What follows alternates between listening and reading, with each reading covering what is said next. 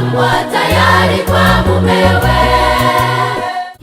Wengine wamepewa 5, wengine wamepewa 2, wengine wamepewa 1, kulingana na uwezo wa kila mmoja. Usia totoa wako bwana harusi, umempata mrembo, ukamtunze apendeze.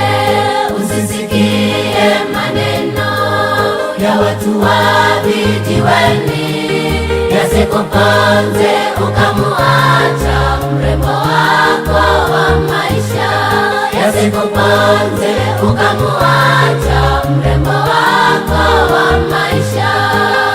Baba Mungu wabariki mkombozi wetu, tuungame kwake maovu yetu. Ameahidi dhambi atafuta, amelipa deni langu, amelipa. Ni rafiki wa kweli, hakika anaponya, anaweza kuondoa mateso kwa wanyonge. Ni rafiki wa kweli,